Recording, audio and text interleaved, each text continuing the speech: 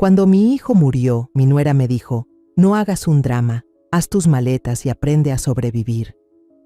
Me sequé las lágrimas y pasé 2 semanas viviendo en mi auto. Fue entonces cuando el abogado de mi hijo me llamó con una buena noticia. Me alegra mucho que estés aquí. Quédate conmigo hasta el final de esta historia y déjame un comentario contándome desde dónde la estás viendo. Me encantaría saber hasta dónde llega. Nunca imaginé que perder a mi hijo sería solo la segunda peor cosa que me pasaría esa semana. Habían pasado exactamente 7 días desde que Diego falleció cuando Beatriz entró en la sala. Yo estaba sentada doblando sus suéteres viejos, con las lágrimas cayendo sobre la tela suave. Las flores del funeral aún estaban frescas en sus floreros. Su aroma abrumador se mezclaba con el leve rastro del perfume de Diego que todavía impregnaba su ropa. «Elena, tenemos que hablar», dijo. Su voz ya no tenía la suavidad que usó en el funeral, ni la simpatía fingida que mostraba cuando había gente cerca. La miré, suponiendo que hablaríamos de los niños, o tal vez sobre qué hacer con algunas cosas de Diego. Pero allí estaba ella, parada en el marco de la puerta, usando unos jeans de diseñador y una blusa de seda que seguramente costaba más de lo que yo recibía en un mes del Seguro Social. Sus uñas, perfectamente arregladas, golpeaban el marco con impaciencia. «Claro, querida, dime», respondí. Beatriz entró en la habitación, pero no se sentó. Se quedó de pie, imponente, frente a mí, sentada en el sillón favorito de Diego, ese que él insistía en conservar aunque desentonara con la estética elegante de ella. «He estado pensando en lo de la casa», dijo, y sentí que algo se me caía al estómago. «Con Diego fuera, las cosas tienen que cambiar. Los niños y yo necesitamos espacio para hacer el duelo, y honestamente, tenerte aquí es demasiado en este momento». Parpadeé, tratando de procesar sus palabras. ¿Demasiado? Siempre estás llorando, siempre tocando sus cosas, siempre actuando como si fuera a entrar por la puerta en cualquier momento. No es saludable que los niños vean a su abuela así. Su tono era firme, casi clínico. Ellos necesitan estabilidad, no alguien que esté de luto constantemente frente a ellos. Mis manos se quedaron inmóviles sobre el cardigan que estaba doblando, el gris favorito de Diego que usaba todos los domingos por la mañana mientras leía el periódico. Lo había llevado apenas 3 semanas antes de que el cáncer llegara a su etapa final y brutal. «Beatriz, esta también es mi casa. Diego y yo lo hablamos antes de que enfermara. Él quería que yo estuviera aquí, cerca de los niños, cerca de la familia». Mi voz fue más suave de lo que esperaba. Ella soltó una risa breve y fría. Diego decía muchas cosas cuando estaba drogado y no pensaba con claridad. La verdad es que la casa ahora es mía y necesito que empieces a empacar. Sus palabras me golpearon como un puñetazo en el estómago. Por un momento no pude respirar. «Empaca, no hagas un drama, Elena. Eres una adulta. Haz planes y aprende a cuidarte sola. Diego siempre pensó que eras más fuerte de lo que aparentabas». Se detuvo frente al espejo del pasillo para arreglarse el cabello. «Vas a estar bien. Siempre caes de pie». Pensé en la pequeña cuenta de ahorros que Diego me ayudó a mantener.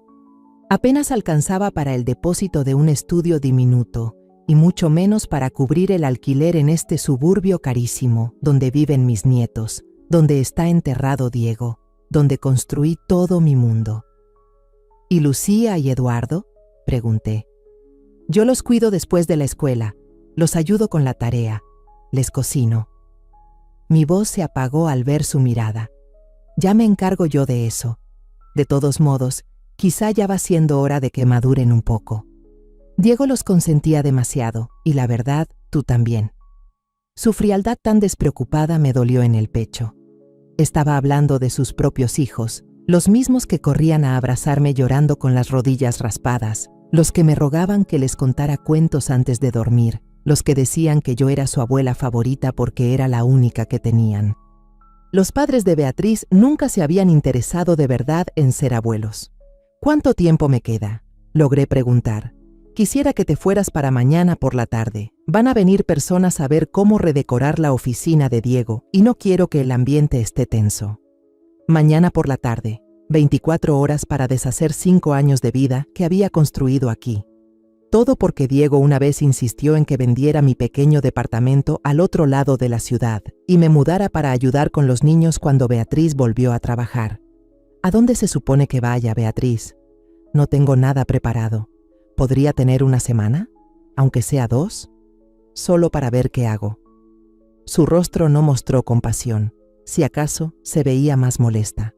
Elena, necesito que dejes de hacer esto más difícil de lo que es. Diego ya no está. Todo ha cambiado. No eres mi responsabilidad. No su responsabilidad. No después de 5 años de cenas que ella no tenía tiempo de preparar, de noches cuidando niños con fiebre mientras ella viajaba, de mantener la casa en orden mientras ella atendía su vida social. No después de 5 años siendo la abuela que nunca se perdía una obra ni un partido, que sabía de memoria cada botana favorita y cada cuento para dormir. Asentí lentamente, con miedo de que se me quebrara la voz si hablaba. Empezaré a empacar esta noche. Cuando me levanté de la silla, la voz de Beatriz me detuvo. Ah, y Elena, te agradecería que no alteraras a los niños. Ya han pasado por bastante. Lo último que necesitan es verte perder el control. Esa noche empaqué todo lo que tenía en las mismas maletas con las que llegué por primera vez. Me sorprendió ver lo poco que en verdad era. La mayoría de los muebles de mi habitación pertenecían a la casa y con el tiempo había donado o regalado casi todo lo que alguna vez fue mío, conservando solo lo necesario y algunos recuerdos preciados. Doblé el suéter gris de Diego y lo puse en la maleta, junto a una foto enmarcada de él, cargando a los niños esa última mañana de Navidad. Dejé la televisión pequeña que él me compró, el sillón cómodo que me regaló como bienvenida, el librero lleno de novelas que solíamos leer y comentar los domingos por la mañana con café. Escribir la nota para Lucía y Eduardo fue lo más difícil. ¿Cómo le explicas a un niño de 8 y a otro de 10 que su abuela se va sin que su mamá parezca la villana? ¿Cómo te despides sin prometer que los verás pronto, si ni siquiera sabes dónde estarás o cómo vas a salir adelante? Al final, lo dejé sencillo. La abuela Elena tuvo que mudarse a otro lugar, pero los quiere muchísimo a los dos. Pórtense bien con mamá. Con amor y abrazos siempre. Pegué la nota en el espejo del baño, donde sabía que la verían al despertar. No podía con sus caras de confusión ni con sus lágrimas. Beatriz tenía razón en algo. Ya habían perdido a su papá. No necesitaban ver a su abuela derrumbarse también. Cuando el sol salió sobre la calle silenciosa, donde Diego alguna vez compró con orgullo la casa de sus sueños, cargué mi carro con lo último que me quedaba. La cajuela apenas cerraba, y en el asiento trasero iban algunos víveres que tomé de la despensa. Galletas saladas, crema de cacahuate, botellas de agua, cosas que no se echaran a perder. Me senté un rato en la cochera, mirando la casa donde mi hijo había vivido sus últimos años, donde mis nietos seguramente aún dormían, sin saber que la única constante en sus vidas acababa de desaparecer. Beatriz apareció en la ventana, con una taza de café en la mano, mirándome con esa expresión vacía que uno le da a una venta de garaje al otro lado de la calle. Solo estaba asegurándose de que me fuera, me di cuenta. Asegurándose de que no cambiara de idea y me quedara a arruinarle su nuevo comienzo. Puse el carro en reversa y me alejé de la única familia que me quedaba, sin rumbo fijo y sin tener idea de cómo iba a enfrentar lo que viniera. Ahora pienso en ti, la persona que escuchó mi historia. ¿Qué habrías hecho tú en mi lugar? ¿Alguna vez pasaste por algo parecido? Déjalo en los comentarios. Por ahora, te dejo con 2 historias más en la pantalla final, favoritas de los seguidores de este canal que seguro te van a sorprender. Gracias por haber llegado hasta aquí conmigo. 2 semanas. Eso es más o menos lo que una persona puede dormir en su carro antes de que la vergüenza empiece a aplastarte. Estaba estacionada detrás de un diner abierto las 24 horas en las afueras del pueblo, lo suficientemente lejos del vecindario de Diego para no toparme con nadie conocido, pero lo bastante cerca para pasar de vez en cuando por la escuela de los niños y tal vez verlos un instante durante el recreo. Suena triste, y tal vez lo era, pero esos pequeños avistamientos eran lo único que le daba un poco de luz a mi mundo cada vez más oscuro. Al principio me decía a mí misma que era solo algo temporal, que ya encontraría una solución, tal vez alquilar un cuarto o conseguir un departamentito barato. Solicité ingreso a 3 residencias para adultos mayores, pero las listas de espera eran de meses y los depósitos estaban muy por encima de lo que podía pagar. Los pocos lugares accesibles que visité estaban en zonas pesadas, de esas donde ni siquiera te sientes segura caminando hacia tu carro en pleno día, mucho menos durmiendo sola ahí por la noche. Mis días se volvieron un ejercicio constante de equilibrio entre mantenerme a salvo y conservar lo poco de dignidad que aún tenía. A las 6 de la mañana, cuando abría el diner, entraba a lavarme la cara y cepillarme los dientes. Pedía un café y una tostada, lo más barato del menú, y me sentaba en una mesa, estirando esa taza durante horas, fingiendo que leía el periódico viejo que alguien había dejado. Lo más duro no era lo físico, aunque dormir en el asiento del conductor me dejaba el cuerpo molido. Ni siquiera era el miedo, aunque cada noche venían ruidos extraños y de vez en cuando el haz de luz de una linterna de un guardia de seguridad haciendo su ronda. Siempre tenía el temor de que alguien descubriera que vivía en mi auto y llamara a la policía. Pero lo peor, sentirme invisible. Me había convertido en un fantasma dentro de mi propia vida. Justo ayer vi a mi antigua vecina Sofía en el supermercado. Yo estaba agarrando otro pan y un frasco de crema de cacahuate, mis únicas comidas de esa semana, y ella pasó junto a mí como si no existiera. La misma Sofía con la que solía tomar café, con la que intercambié galletas navideñas durante 5 años. Pero ahora era invisible, lo entendía, parecía una persona sin hogar, porque lo era. Aunque intentaba mantener mi ropa limpia lavándola en el lavabo del baño del restaurante, estaba arrugada y desgastada de dormir con ella puesta. Mi cabello, que normalmente llevaba arreglado, colgaba lacio alrededor de mi cara. Había bajado de peso más del que podía permitirme, y las ojeras ya no se podían cubrir ni con maquillaje. Pero no era solo por cómo me veía. Había cruzado esa frontera invisible entre quienes tienen hogar y quienes no, y una vez que lo haces, la gente simplemente deja de verte. Te conviertes en ruido de fondo, algo que los demás prefieren no reconocer. El golpe más fuerte lo sentí cuando pasé frente a la antigua casa de Diego, que también fue mi casa, con la esperanza de ver a Lucía y a Eduardo en el patio. Pero lo que vi me dio un golpe al pecho. Había un contenedor en la entrada, lleno de muebles y otras cosas. Vi el escritorio de Diego, ese donde se sentaba a ayudar a los niños con la tarea. Su estante seguía lleno de los libros de los que hablábamos durante el café. El sillón donde siempre se dormía los domingos viendo películas con los niños lo estaban cargando para llevárselo. Y ahí mismo, al lado del contenedor, diciéndoles a 2 hombres qué sacar después, estaba Beatriz. Vestía ropa deportiva carísima, seguramente más cara que todo lo que había gastado en comida ese mes. Tenía el celular pegado a la oreja, riéndose de lo que sea que le decía la persona del otro lado. Vi cómo sacaban esa mesita del despacho de Diego, la que usaba para su laptop en los últimos meses, cuando ya no podía subir las escaleras. Esa misma mesa donde pasaba horas organizando fotos familiares viejas, escribiendo cartas para los cumpleaños de los niños que sabía que no llegaría a ver. Beatriz simplemente la ignoró como si fuera basura mientras la tiraban. El estruendo se escuchó a media cuadra. Me fui antes de que pudiera verme. Me temblaban tanto las manos que tuve que parar en un estacionamiento cualquiera y quedarme ahí hasta que se me pasara. ¿Cómo podía tirar algo tan lleno de recuerdos? ¿Cómo podía borrarlo así como si nunca hubiera existido, todo en una sola noche? Cometí el error de entrar a Facebook desde la computadora de la biblioteca durante mi hora habitual de internet.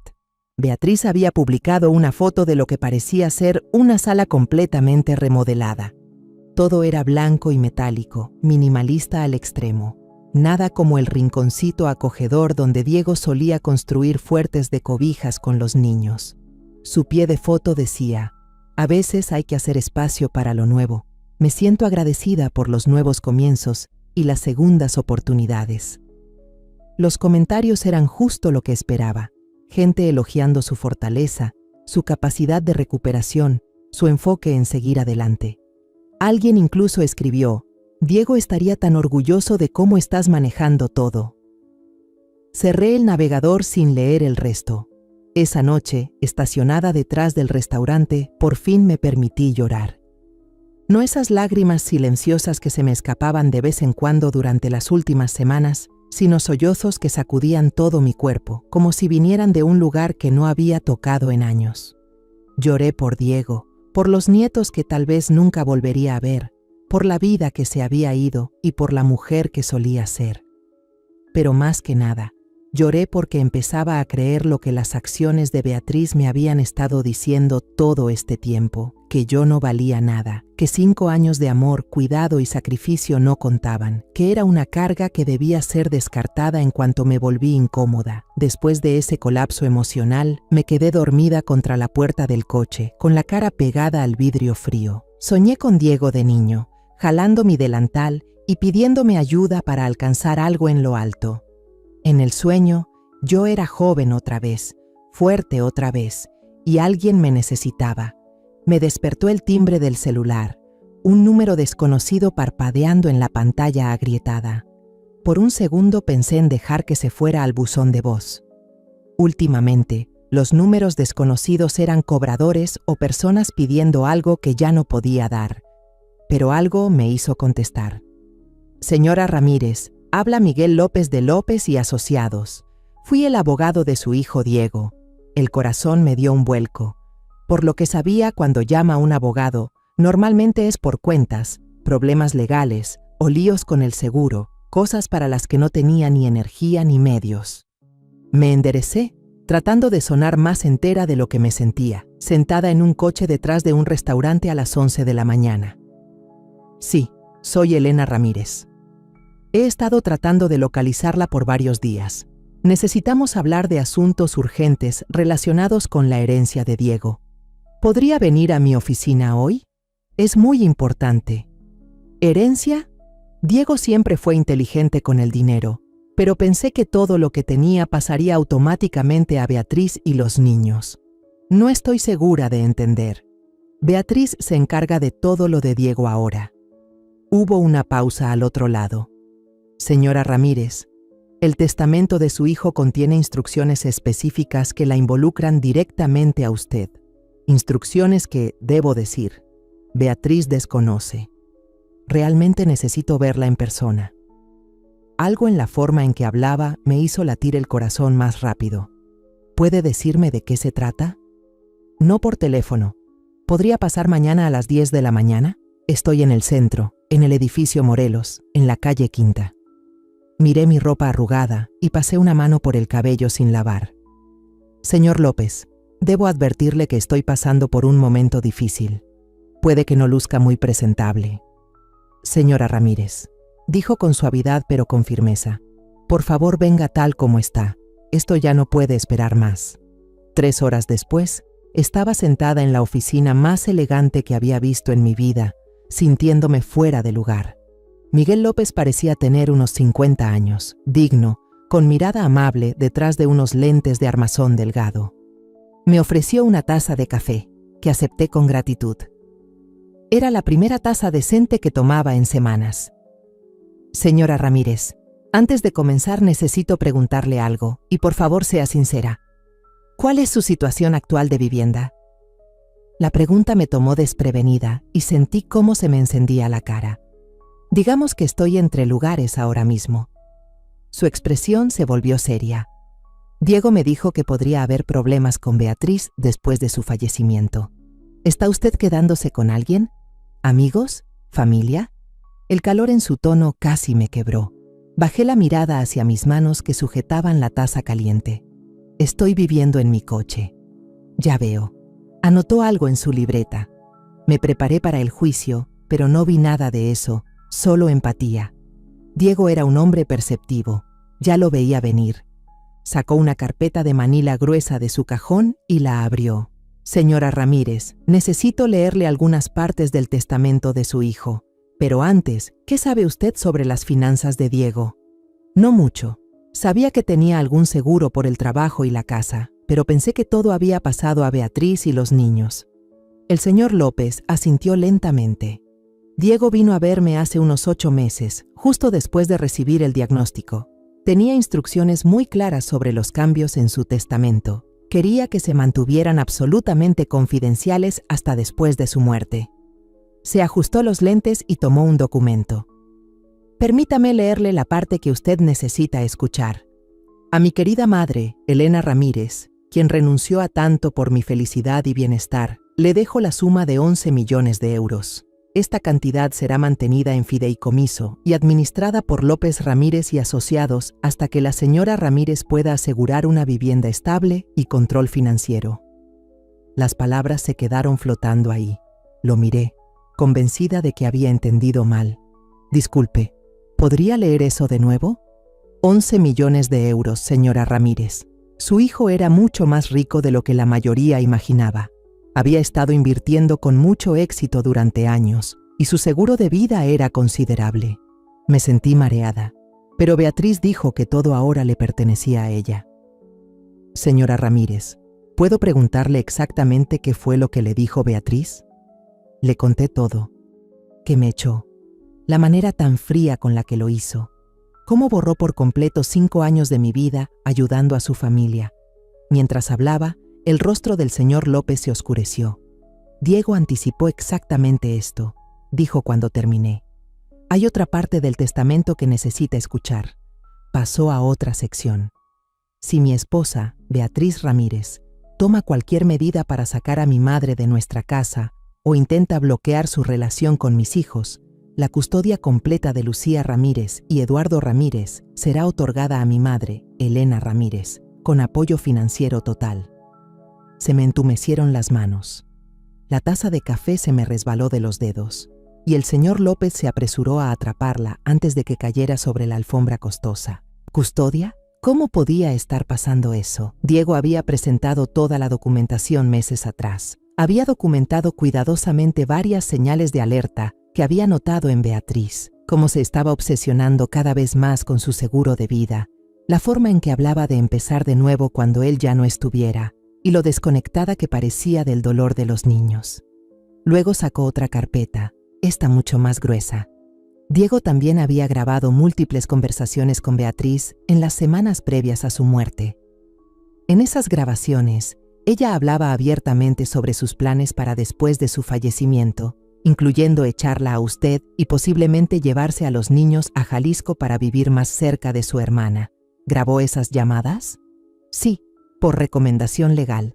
Diego tenía serias preocupaciones sobre lo que podría pasar con sus hijos. Había notado que Beatriz no los veía realmente como personitas con identidad propia, sino más bien como accesorios de su estilo de vida. El señor López abrió otro expediente. También hay una carta que él escribió para usted, que viene con todo esto. ¿Quiere que se la lea o prefiere leerla usted misma? Me temblaban tanto las manos que no creía poder sostener el papel sin que se moviera. ¿Podría leerla usted, por favor? Él desplegó una hoja cubierta con la inconfundible letra de Diego. Mamá, si estás leyendo esto, entonces lo que más temía sobre Beatriz ha ocurrido. Lamento no haber podido decir nada antes, pero tenía miedo de que ella pusiera a los niños en tu contra si descubría lo que yo empezaba a sospechar sobre lo que realmente sentía hacia nuestra familia.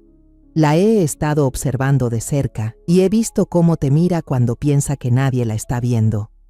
La escuché por teléfono con su hermana diciendo lo mucho que se va a simplificar su vida una vez que ya no tenga que lidiar con la mamita necesitada de Diego.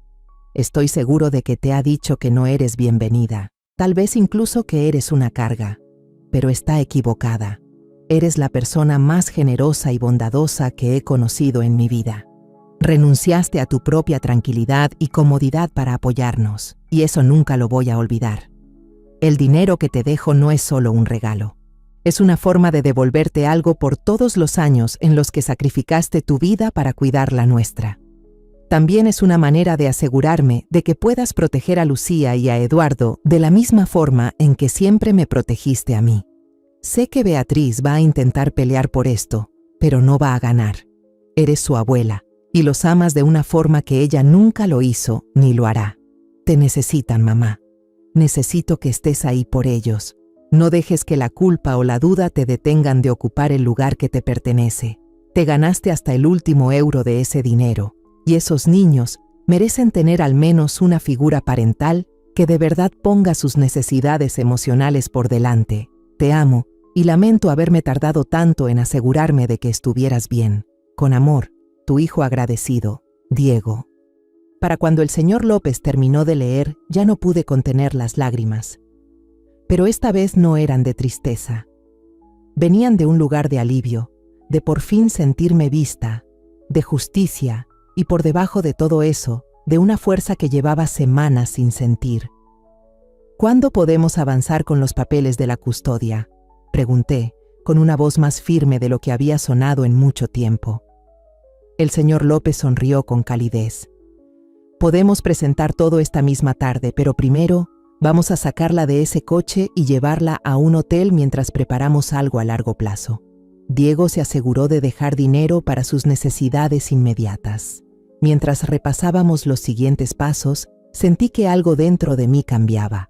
Durante las últimas 2 semanas me había sentido impotente, atrapada por la crueldad de Beatriz y mi propio sentimiento de derrota. Pero en esa oficina, al escuchar cómo Diego había armado todo un plan para protegerme a mí y a los niños, entendí algo fundamental. Ya no estaba indefensa. Estaba a punto de convertirme en la persona más importante en la vida de Lucía y Eduardo, ahora con los medios económicos para darles todo lo que pudieran necesitar y con el poder legal para protegerlos de la indiferencia emocional de su madre. Lo que Diego me dejó no fue solo dinero, fue dirección, fuerza y la oportunidad de continuar su legado cuidando de sus hijos como él siempre había cuidado de mí. Por primera vez en semanas, me permití sonreír. 3 días después, estaba parada frente a la casa que había llamado hogar durante 5 años, pero todo en ese momento se sentía distinto. Ahora tenía en mis manos documentos legales que cambiaban por completo el equilibrio. El señor López había insistido en acompañarme, junto con una trabajadora social del condado y una oficial de policía.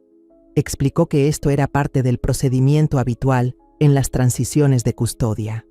Había pasado las 2 últimas noches en una suite acogedora de hotel, disfrutando del servicio a la habitación y duchas calientes mientras el equipo del señor López finalizaba los arreglos de vivienda de emergencia y tramitaba toda la documentación legal necesaria.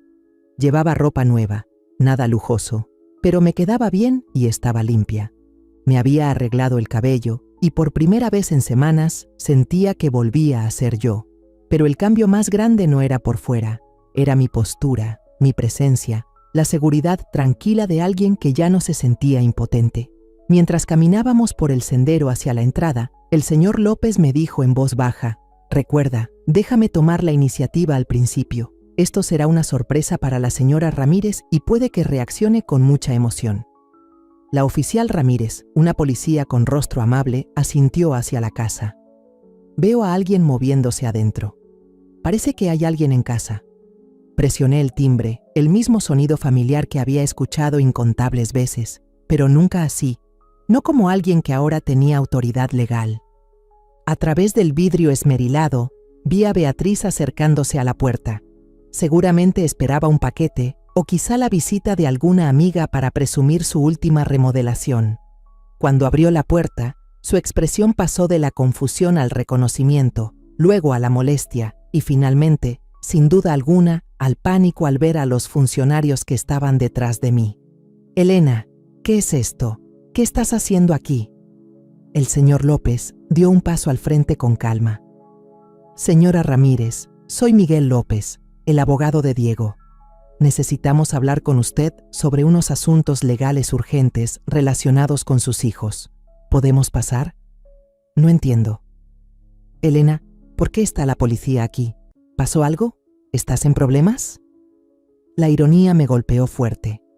Incluso ahora, incluso con abogados y papeles legales respaldándome claramente, el instinto de Beatriz era asumir que yo era el problema, que debía haber hecho algo mal. «Señora Ramírez», dijo con suavidad la oficial Ramírez, «estamos aquí para llevar a cabo una transferencia legal de custodia. ¿Podemos pasar y hablar en privado?». Beatriz se puso pálida, pero se hizo a un lado para dejarnos entrar. La sala lucía exactamente como en sus fotos de redes sociales, fría, costosa y completamente desprovista de cualquier indicio de que allí vivieran niños. Los detalles cálidos de Diego habían desaparecido. Nada de fotos familiares, ni muebles acogedores donde los niños solían sentarse a hacer la tarea o ver una película. ¿Dónde están Lucía y Eduardo?, preguntó la trabajadora social, echando un vistazo a su portapapeles. Están en la escuela, respondió Beatriz automáticamente, pero su expresión cambió al darse cuenta de lo que esa pregunta realmente significaba. ¿Qué? ¿Transferencia de custodia? ¿De qué están hablando? El señor López abrió su portafolio y sacó los documentos que ya habíamos revisado. Señora Ramírez, necesito informarle sobre ciertas cláusulas en el testamento de su difunto esposo que ahora están siendo ejecutadas. Mientras él leía las secciones relevantes en voz alta, no dejé de mirar a Beatriz. Vi cómo su fachada cuidadosamente construida empezaba a derrumbarse, dejando ver algo desesperado y vulnerable debajo. «Eso es imposible», soltó con voz aguda.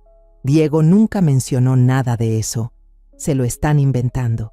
Tengo toda la documentación original aquí mismo, señora Ramírez, incluyendo grabaciones de audio de sus conversaciones con Diego, donde se trataron claramente estos temas». ¿Grabaciones? Su voz se volvió casi inaudible.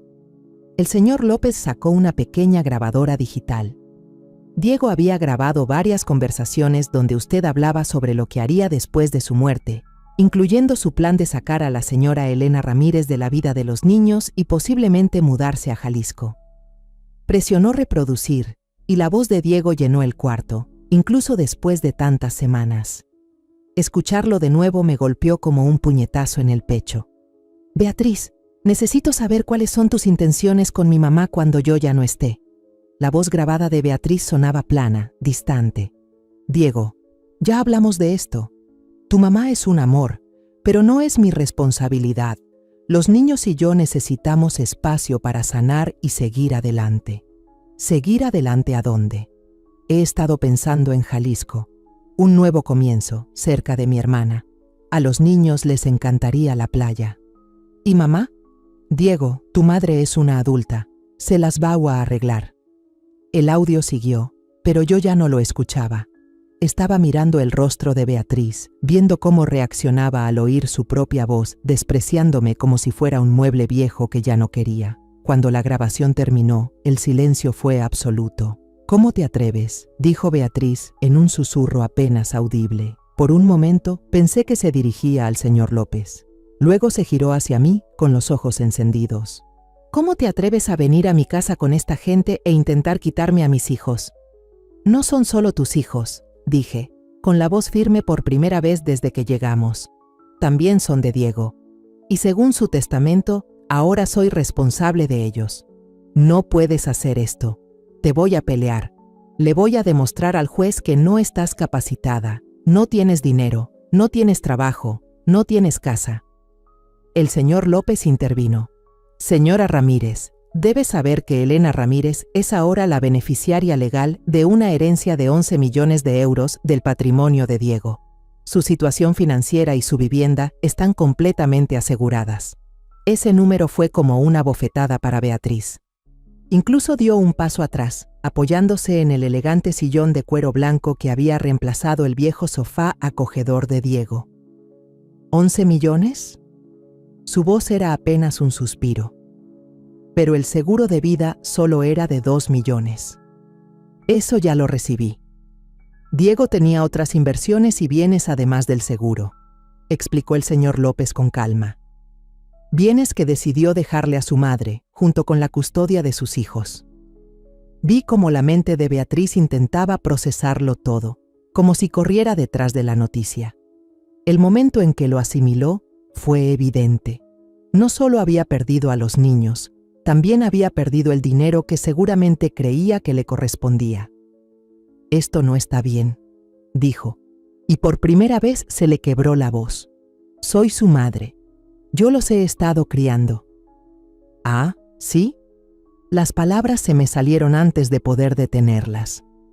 ¿Cuándo fue la última vez que te quedaste despierta con Lucía durante una de sus pesadillas sobre su papá? ¿Cuándo te sentaste con Eduardo mientras lloraba porque extrañaba los cuentos antes de dormir? Beatriz abrió la boca pero no dijo nada. ¿Cuándo fue la última vez que les preparaste la cena en vez de pedir comida para llevar? ¿Cuándo les preguntaste cómo se sentían en vez de decirles que superaran su tristeza porque te desacomodaba los planes? Eso no es cierto, yo también estaba de luto. No, respondí, con la voz más firme. Tú estabas redecorando. Estabas preparando tu nuevo comienzo. Tirabas las cosas de tu esposo y les decías a los niños que no fueran dramáticos cuando tenían dudas. La trabajadora social levantó la vista de sus notas. Señora Ramírez, hoy hay que recoger a los niños de la escuela. ¿Ya empacó sus pertenencias? Beatriz miró alrededor de la sala fría y perfecta, como si la viera de verdad por primera vez. Sus cosas. Su ropa está arriba. La mayoría de sus juguetes están guardados o los donamos, dijo la oficial Ramírez mientras revisaba un informe en su teléfono. Los documentos que recibimos indican que varias cajas con pertenencias de los niños fueron sacadas de la casa la semana pasada. Sentí cómo otra vez se me encendía la frustración. ¿Te deshiciste de sus juguetes? ¿De las cosas de su papá? ¿De sus juguetes? Solo intentaba ayudarlos a seguir adelante, dijo Beatriz con la voz ya hecha trizas. Todas esas cosas viejas solo les recordaban lo que perdieron. Esas cosas viejas eran su conexión con su padre, le dije. Esos eran los recuerdos que algún día necesitarán, cuando sean mayores y quieran recordar cuánto les importaba. La trabajadora social cerró su libreta. Señora Ramírez, pasaremos a recoger a los niños a las 3:15, cuando salgan de clases. La señora Elena Ramírez ya tiene un alojamiento temporal y en una semana se organizará el definitivo. Mientras el grupo oficial salía para cumplir con el horario de la escuela, Beatriz me agarró del brazo. Elena, por favor, no entiendes lo que estás haciendo. Estos niños necesitan estabilidad, estructura. Yo puedo darles eso. Miré su mano sobre mi brazo y recordé todas las veces que intenté acercarme a lo largo de los años, ofreciendo ayuda, consuelo, apoyo, y siempre fui rechazada con cortesía. Beatriz, dije en voz baja mientras apartaba su mano de mi brazo, tuviste tu oportunidad de darles estabilidad. Lo que les diste fue comida de hotel y una renovación del hogar. Caminé hacia la puerta, luego me detuve. Los niños todavía podrán verte.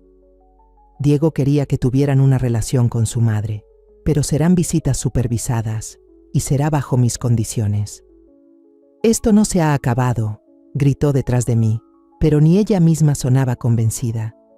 Mientras íbamos camino a la primaria, sentí una mezcla extraña de dolor y esperanza. Dolor por la familia que Diego luchó tanto por mantener unida. Esperanza de que Lucía y Eduardo por fin tendrían lo que realmente necesitaban, no una casa perfecta ni ropa costosa, sino alguien que los escuchara, que honrara la memoria de su padre y que los amara con todo lo que tenía. Tal como Diego siempre me amó a mí. Cuando Lucía me vio afuera de su salón, las primeras palabras que salieron de su boca no fueron «Abuelita Elena», ni «¿Qué haces aquí?». Susurró algo que me rompió por dentro. ¿Eres real o estoy soñando otra vez? Me arrodillé frente a ella, sin importar los maestros ni los papás que miraban. Soy real, mi amor, y estoy aquí para llevarte a ti y a Eduardo a casa. Pero mami dijo que te fuiste porque ya no querías vivir con nosotros. Su voz era tan bajita, tan cuidadosa, como si tuviera miedo de que decir algo mal me hiciera desaparecer. Sentí la mano suave de la trabajadora social sobre mi hombro, recordándome que tuviera cuidado con mis palabras, que este momento formaba parte del expediente. Pero al mirar la carita confundida de Lucía, nada de eso importaba. Tu mami se equivocó, Lucía. Yo nunca quise irme. Los amo a ti y a Eduardo más que a nada. Justo en ese momento, Eduardo salió de su salón y su confianza típica de niño de 10 años se desvaneció al verme. Su cara se iluminó por un segundo, pura felicidad. Luego pareció recordar algo y se cerró de nuevo. Mamá dijo que estabas enojada con nosotros, dijo al acercarse, intentando sonar tranquilo pero sin lograrlo del todo. Dijo que por eso no te despediste. Miré a los dos, estos niños increíbles, y vi las barreras emocionales que habían construido, cómo habían aprendido a protegerse para que no les volvieran a romper el corazón. En solo 2 semanas ya se estaban adaptando a un mundo donde las personas que amaban podían desaparecer sin dejar rastro. Eduardo, Lucía, necesito que me escuchen con atención, dije mientras me sentaba en el suelo del pasillo para estar a su nivel. No me fui porque estuviera enojada con ustedes, ni porque no quisiera estar con ustedes. Me fui porque su mamá me lo pidió, y en ese momento pensé que tenía que respetar su decisión. Pero tú eres nuestra abuelita, dijo Lucía, con los ojitos empezando a llenarse de lágrimas. Las abuelitas no se van. Tienes toda la razón. Las abuelitas no deberían irse, y yo no me voy a ir nunca más. La trabajadora social carraspeó suavemente. Niños, su abuela va a encargarse de ustedes a partir de ahora. Ya tiene un lugar bonito listo y todos los trámites legales están arreglados. Los ojos de Eduardo se agrandaron. Entonces, ¿ya no tenemos que vivir con mamá? La pregunta quedó flotando en el aire y me di cuenta de que estos niños habían estado igual de tristes en esa casa sin Diego como yo temía. Estaban de luto, no solo por su papá, sino también por la seguridad y el amor que desaparecieron de sus vidas cuando él murió. Todavía van a ver a su mamá, les expliqué con suavidad. Pero van a vivir conmigo. Tendremos nuestro propio espacio, con sus cosas y todos los recuerdos de su papá. ¿Puedo poner fotos de papá en mi cuarto?, preguntó Lucía de inmediato.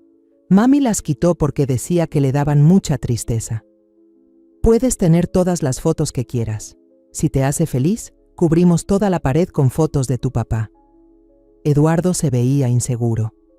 Mamá dijo que no tenías dinero y que por eso te tuviste que ir. ¿Cómo vas a cuidarnos si no tienes dinero? Sonreí, recordando la conversación que tuve con el señor López sobre cómo explicarles la herencia a los niños. Tu papá se aseguró de que yo estuviera bien para poder cuidar de ustedes. Él era muy inteligente con el dinero y nos amaba muchísimo. ¿Papá te dejó dinero?, preguntó Lucía con los ojos muy abiertos. Me dejó algo mucho más valioso que el dinero. ¿Sabes qué me dejó, Lucía?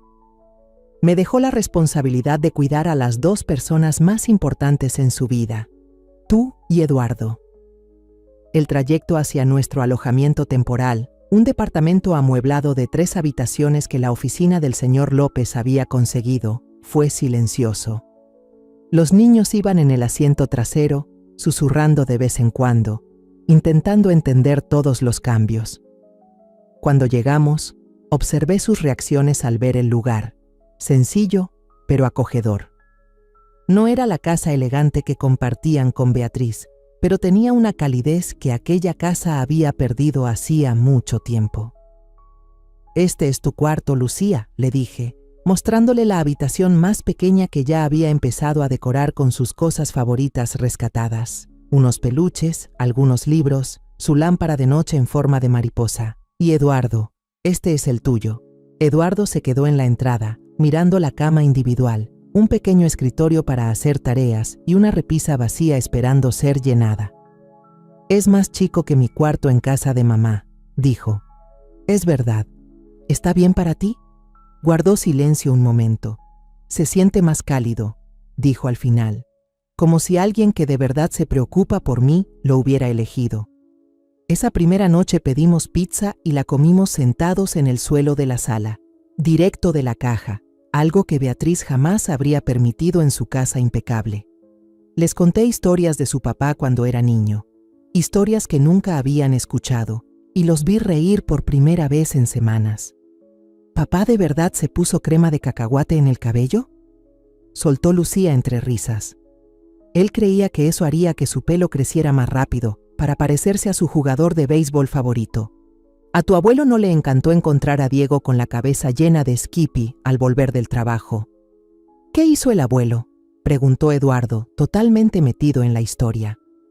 Sentó a tu papá en la mesa de la cocina y pasó 2 horas lavándole el pelo con jabón para platos, y luego le dijo que si de verdad quería parecerse a su jugador favorito, debía pasar más tiempo practicando su bateo y atrapadas en lugar de jugar con condimentos. Conforme avanzaba la noche, empecé a notar pequeños detalles que me rompieron el corazón. Lucía comenzó a recoger las cajas de pizza y las servilletas sin que nadie se lo pidiera, como si fuera algo que le habían enseñado a hacer para mantener la casa de Beatriz impecable. Eduardo no dejaba de mirar la hora y preguntar si ya era hora de dormir, como si temiera romper alguna regla.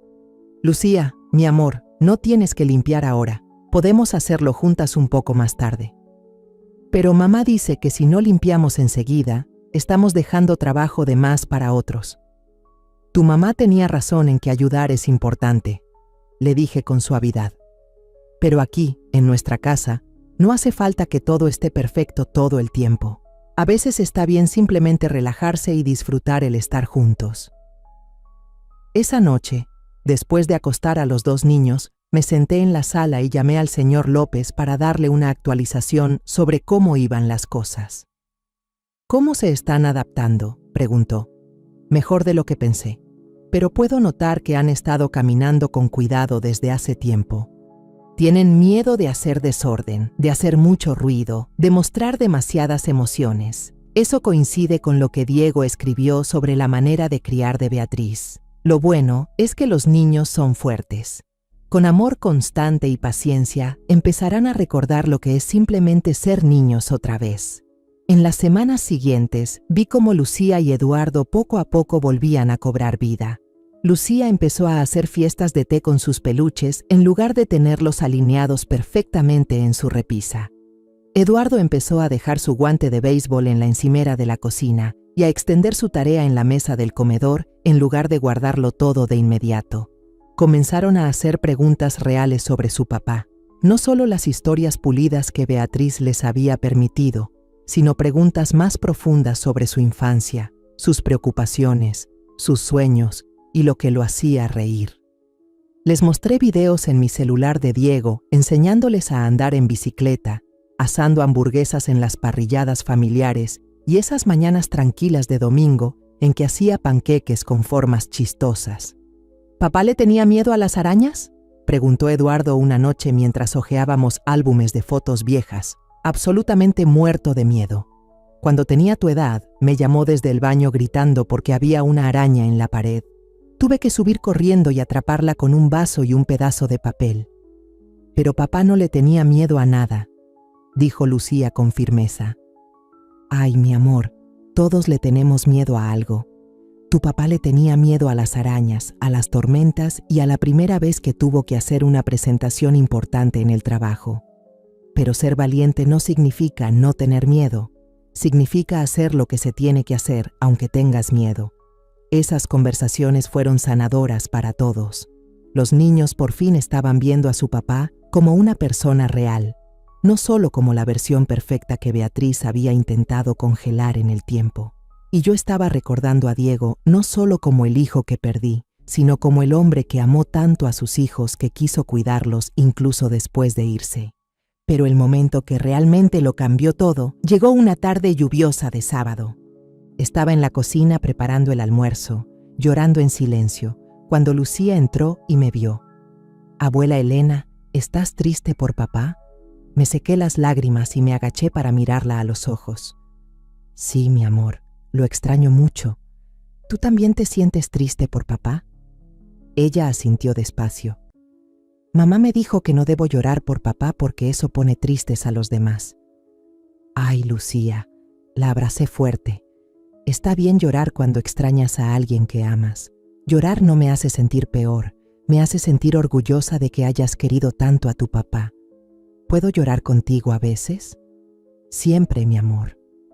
Podemos llorar juntas y también reír juntas y recordar a papá juntas. Esa tarde, los 3 terminamos en el sillón, pasándonos pañuelos y contando historias entre lágrimas y risas. Por primera vez desde que Diego falleció, sus hijos por fin pudieron vivir su duelo como realmente lo necesitaban, sin reprimir nada, sin preocuparse por cómo eso pudiera afectar a los adultos que los rodeaban. Mientras Eduardo se quedaba dormido apoyado en mi hombro y Lucía se acurrucaba con la cabeza en mi regazo, entendí que Diego me había dado mucho más que autoridad legal o recursos económicos. Me había dado la oportunidad de ofrecerle a sus hijos algo mucho más profundo, la libertad de ser humanos, de sentirlo todo sin miedo, de amar sin reservas. Al hacer eso, no solo los rescató a ellos, también me salvó a mí. Medio año después, estaba en la cocina de nuestra nueva casa, un lugar acogedor de 3 habitaciones con un patio donde Lucía podía practicar sus marometas y Eduardo lanzar la pelota contra la cerca, rodeada del sonido de niños siendo simplemente niños. Sin preocupaciones por muebles costosos, sin voces apagadas, sin la presión de mantener una paz frágil. Arriba, Lucía ponía música mientras ordenaba su colección de piedras, algo que habría hecho que Beatriz estallara por el ruido y el desorden. Eduardo estaba en el suelo de la sala, con la tarea extendida sobre la mesa de centro, de vez en cuando gritando problemas de matemáticas para que yo lo ayudara a resolver. Esos eran los momentos que Diego quiso preservar cuando en silencio hizo sus planes. Esta era la vida que él deseaba para ellos, caótica, ruidosa, llena de emociones sinceras y de un amor incondicional. Entonces sonó el timbre y me sacó de mis pensamientos. Miré por la ventana y vi una figura familiar en el porche, y por un segundo sentí los nervios de antes, hasta que me recordé que ahora las cosas eran distintas. Beatriz estaba ahí con una pequeña bolsa de regalo en la mano, luciendo más insegura que nunca. Los últimos 6 meses no habían sido fáciles para ella. Se rumoraba que tuvo que dejar la gran casa de exhibición. Las disposiciones financieras de Diego claramente fueron intencionales. La mayoría de sus bienes fueron al fideicomiso de los niños, y a mí, dejando a Beatriz con lo justo para empezar de nuevo, pero no lo suficiente para mantener su estilo de vida lujoso. «Hola, Elena», dijo cuando abrí la puerta. Esperaba ver a los niños un ratito. «No es tu día de visita», le respondí con calma. Habíamos acordado un horario claro, visitas supervisadas cada 2 sábados por la tarde, con cualquier cambio sujeto a previo acuerdo. «Lo sé», dijo, «solo traje algo para el cumpleaños de Lucía la próxima semana y pensé que tal vez podríamos hablar». La observé, buscando algún rastro de la manipulación de antes, pero esta vez vi algo inesperado, una humildad sincera. «Los niños están haciendo tarea», le dije, «pero puedes pasar un rato». Me siguió hasta la sala, donde Eduardo levantó la vista de su hoja de matemáticas con una expresión cortés pero cautelosa. «Hola, mamá». «Hola, cariño. ¿Cómo va la escuela?» «Bien». Volví a estar en la lista de honor. Su tono era neutral, sin buscar elogios pero tampoco rechazándola. «Qué bien, Eduardo. Tu papá estaría orgulloso». Había algo distinto en la forma en que lo dijo, más suave, menos como si estuviera actuando. Eduardo pareció notarlo, porque se relajó un poco. «Lucía», llamé hacia arriba, «está aquí tu mamá». Lucía subió hasta lo alto de las escaleras y vi cómo el rostro de Beatriz cambiaba al ver a su hija. Lucía tenía el cabello recogido de forma desordenada, llevaba ropa visiblemente desgastada y una mancha de lo que parecía pintura o plumón en la mejilla. Lucía era exactamente lo que parecía, una niña de 9 años a la que le permitían ser niña. «Hola, mami», dijo Lucía, bajando algunos escalones pero deteniéndose antes de llegar abajo. «Te traje un regalo adelantado de cumpleaños», dijo Beatriz, extendiéndole una bolsa. Lucía me miró antes de tomarla, esperando que yo le hiciera un gesto de aprobación, otra señal silenciosa de cuánto había cambiado entre ellas. Dentro de la bolsa había un pequeño relicario plateado, sencillo y dulce, sin nada ostentoso o caro. «Tiene una foto de papá adentro», dijo Beatriz en voz baja. «Pensé que tal vez te gustaría usarlo de vez en cuando». Lucía abrió el relicario y sonrió al ver la foto de Diego dentro. «Gracias, mami. Está muy bonito. ¿Quieres que te ayude a ponértelo?» Lucía asintió y pasaron unos minutos juntas abrochando la cadena alrededor de su cuello. Fue el momento más natural entre ellas que había visto desde antes de que Diego muriera. Cuando Lucía subió de nuevo y Eduardo regresó a su tarea, Beatriz y yo nos quedamos en la cocina, con el aire cargado de todo lo que no se decía. Se ven felices, dijo al fin, están felices. Y también está bien que se sientan tristes, eso también importa. Ella asintió despacio. Quería decirte que lo siento, Elena, por cómo te traté después de que Diego murió, por las cosas que dije. Me apoyé en la encimera observando su rostro. ¿Qué cambió? Perderlos, dijo en voz baja. Perder a los niños me hizo darme cuenta de que ya los estaba perdiendo poco a poco, tratando de controlar todo en lugar de simplemente amarlos. Y ver cómo han crecido contigo me hizo ver que Diego tenía razón. Él sabía lo que necesitaban y sabía que yo no estaba lista para darles eso. Era lo más cercano que Beatriz había estado a asumir responsabilidad y aunque no lo esperaba, una parte de mí se ablandó. Todavía necesitan a su mamá, le dije con suavidad. Solo que no a la versión que intentaba ser. Necesitan a alguien real, alguien que les deje ver emociones, que reconozca sus errores. No sé cómo hacer eso, dijo. Me enseñaron a mantenerme firme, a no dejar que nadie me viera derrumbarme. Diego también luchó con eso, sobre todo al final, pero permitió que los niños vieran que estaba bien tener miedo, estar triste, pedir ayuda. Eso fue lo que lo hizo un gran papá. Beatriz guardó silencio un momento antes de decir algo que me tomó por sorpresa. Eres una buena abuela, Elena, mejor de lo que jamás reconocí. Los amo. Eso es todo lo que he hecho. Es más que eso. Los escuchas, ves quiénes son realmente en vez de quién quieres que sean. Mientras se preparaba para irse, se detuvo en la puerta. Elena, ¿estaría bien programar otra visita la próxima semana para el cumpleaños de Lucía? Me gustaría llevar a los dos por un helado, solo nosotros tres. Lo pensé. Hace 6 meses me habría aterrorizado dejar que los niños fueran solos con Beatriz.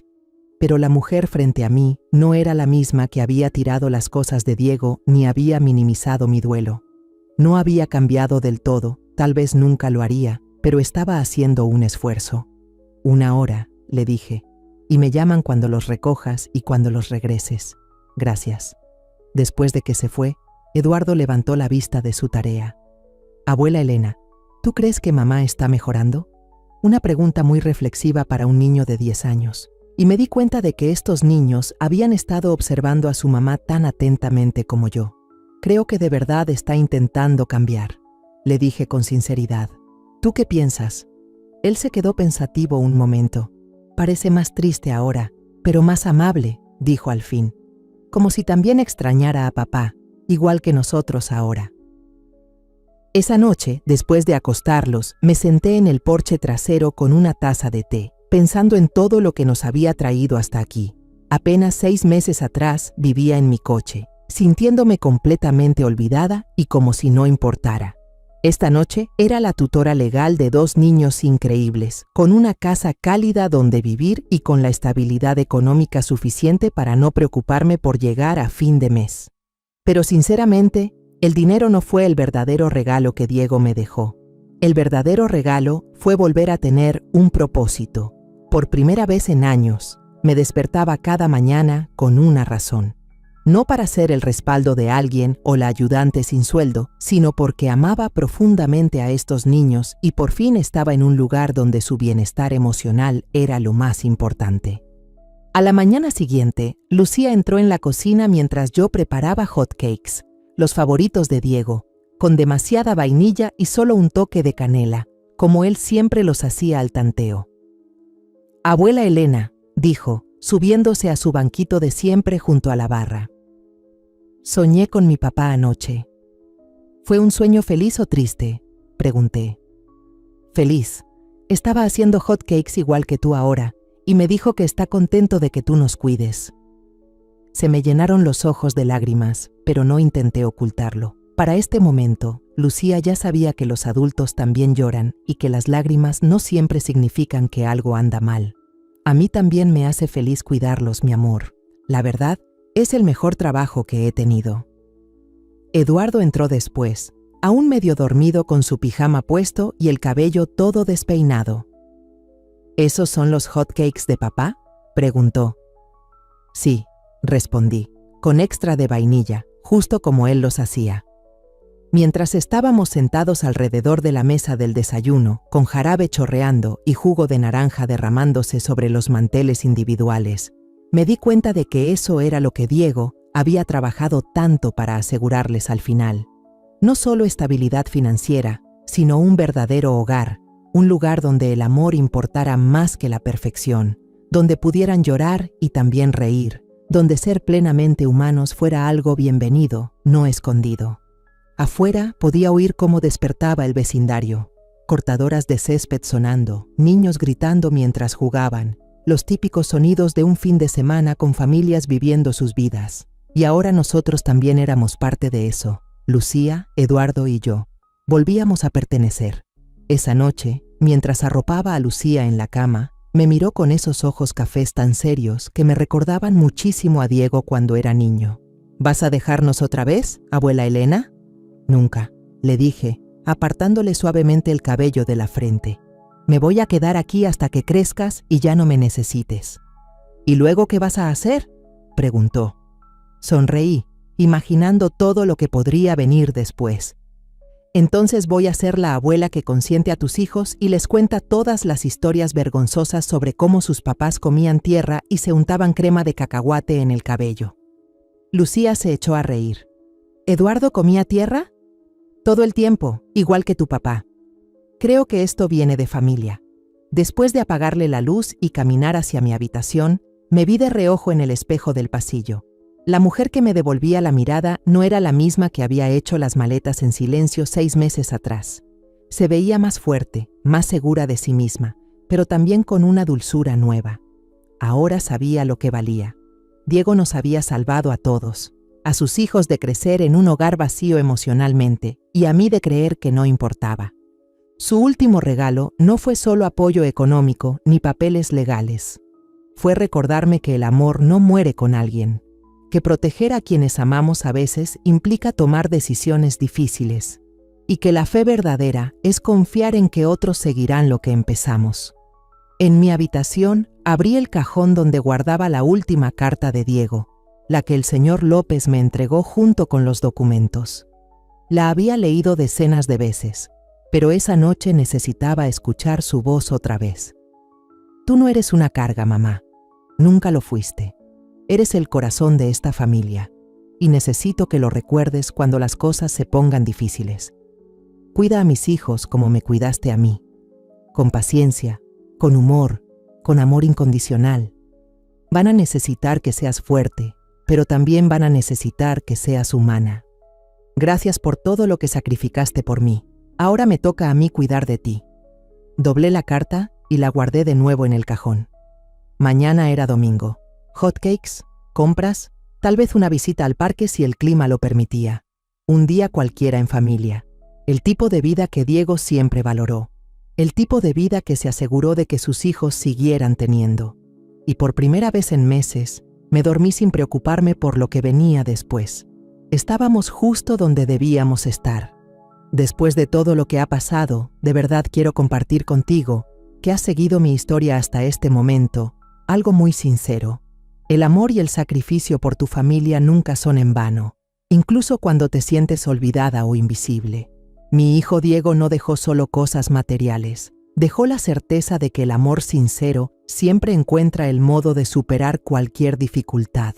Hubo un tiempo en que creí haberlo perdido todo, a mi hijo, a mi familia, mi seguridad, pero fue el amor de Diego por mí y por sus hijos lo que me dio la fuerza para levantarme, para proteger a Lucía y a Eduardo, para darles un verdadero hogar donde los sentimientos se valoran y los recuerdos se atesoran. A veces la vida nos empuja a rincones oscuros, pero justo en esos momentos aprendemos a reconocer nuestro valor y la fuerza de la familia. La historia que contamos es ficticia, pero está basada en ciertos hechos reales.